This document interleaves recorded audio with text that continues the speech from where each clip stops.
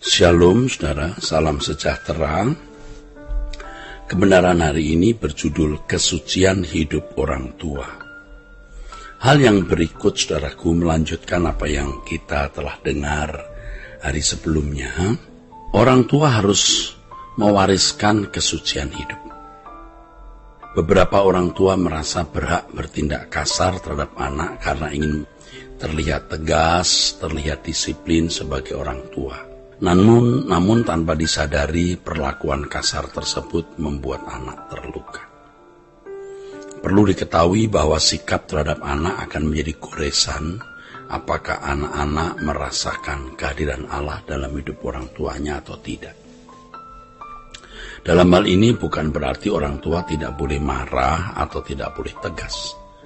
Orang tua harus bisa marah, bisa tegas jika itu dibutuhkan. Tetapi kelemah lembutan Kristus tetap harus dirasakan oleh anak dalam ketegasan atau kemarahan orang tua tersebut. Jadi dengan melihat kelemah lembutan orang tua yang menaruh amarah atau ketegasan yang sepatutnya, artinya kelemah lembutan itu juga tetap memancar walaupun orang tua marah dan bersikap tegas ya. Itu anak dapat melihat jejak orang tua yang berusaha hidup dalam kesucian Tuhan. Kesucian di sini menunjuk pada perasaan marah yang kudus. Ya, ketika harus menunjukkan ketegasan atau amarah yang ditandai dengan penguasaan diri dan kasih tentunya. Secara tidak langsung menjadi pembelajaran untuk anak-anak bagi pembentukan karakter mereka demi bekal hidup mereka di hari esok, saudaraku. Seharusnya kita tidak berpikir bahwa sekolah minggu dan sekolah Kristen dapat menjamin anak kita menemukan jejak Tuhan di sana. Ya, jejak Tuhan harus ditemukan dari orang tua, bukan dari tempat lain. Kalau ada ya puji Tuhan, tetapi mutlak ya orang tua harus meninggalkan jejak hidup yang bergaul dengan Allah sehingga anak-anak menemukan jejak Tuhan. Hendaknya orang tua jangan melempar tanggung jawab untuk dalam memberi teladan kepada anak-anak. Nah, jangan melempar tanggung jawab untuk memberi teladan mengikut jejak Tuhan ini kepada gereja atau sekolah. Jangan berpikir dengan anak-anak ke gereja atau anak-anak bersekolah di sekolah Kristen mereka pasti akan menjadi anak-anak yang baik. Faktanya anak-anak tidak dapat berubah hanya karena datang ke gereja, ke sekolah minggu atau bersekolah di sekolah Kristen. Peranan orang tua tidak tergantikan oleh siapapun, sekalipun itu guru sekolah minggu atau pendeta. Para orang tua harus menampilkan kehidupan sebagai anak-anak Allah yang bisa dirasakan oleh anak-anak, sehingga anak-anak dapat mengambil kesimpulan bahwa orang tuanya berjalan dengan Tuhan.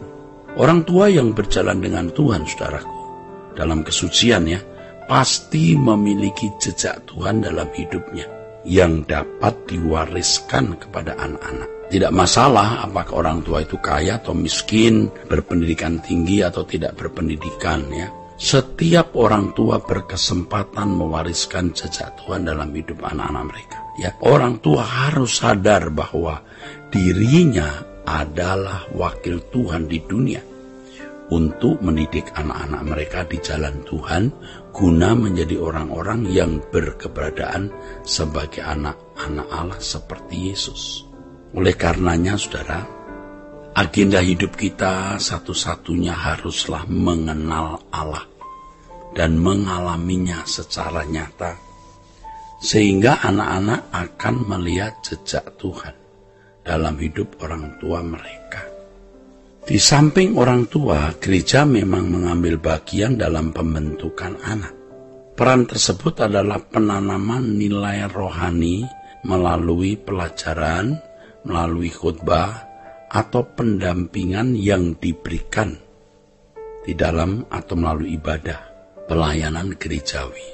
Akan tetapi jejak Tuhan dalam hidup orang tua itu lebih dari pendidikan agama, pendidikan rohani dalam gereja. Ya. Gereja memang memiliki peran, tetapi jangan sampai peran orang tua digantikan, karena tidak bisa digantikan. Untuk itu bagaimanapun setiap orang tua harus hidup dalam kesucian. Hidup dalam kesucian artinya orang tua harus berusaha untuk hidup tidak bercacat dan tidak bercela dalam segala hal. Dan bagaimanapun saudaraku, kesucian hidup itu akan dapat dirasakan oleh anak-anak. Saudaraku, orang tua harus belajar untuk tidak bercacat dalam pikiran, perasaan, dan tindakan.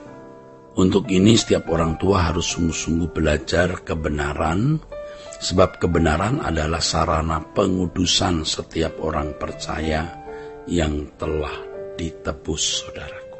Ya. Dengan kematian Yesus di kayu salib, orang percaya menerima pengudusan. Pengudusan yang melayakkan orang percaya menjadi anak-anak Allah. Akan tetapi untuk benar-benar memiliki keberadaan sebagai anak Allah, setiap orang harus belajar dari kebenaran Injil yang diajarkan dan dipertunjukkan Tuhan Yesus selama hidupnya di bumi. Ya, jadi kita harus mengerti apa yang Tuhan Yesus ajarkan dan benar-benar memahami apa yang Tuhan Yesus lakukan. Karena itu pusat kebenaran yang harus kita pahami dan kita kenakan.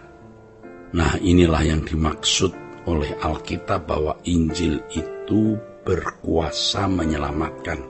Karena Injil membentuk karakter seseorang agar mereka memiliki pikiran perasaan Kristus.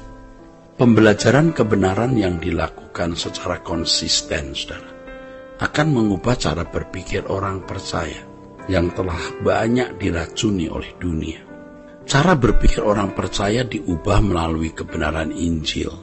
Nah, inilah yang akan memampukan setiap orang percaya untuk berpikir, berperasaan, dan bertindak seperti Yesus dalam kesucian. Setiap orang tua harus sungguh-sungguh mempelajari dan menghidupi kebenaran sebelum mengajarkan anak-anak hidup dalam kebenaran.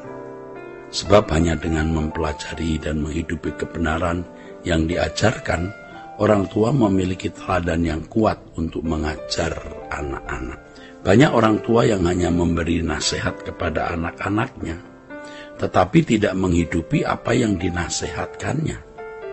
Wah, ini fatal akibatnya, saudara. Fatal. Anak-anak tahu ini orang tua tidak serius dalam perkataannya, sehingga banyak anak-anak tidak merasa perlu menanggapi nasihat orang tua, karena orang tuanya pun dianggap tidak serius. Nah, berangkat dari hal ini, jika orang tua ingin mengajarkan anak-anak hidup dalam kesucian Tuhan, maka orang tua adalah orang pertama yang harus mengenakan kesucian tersebut agar dapat diikuti oleh anak-anak.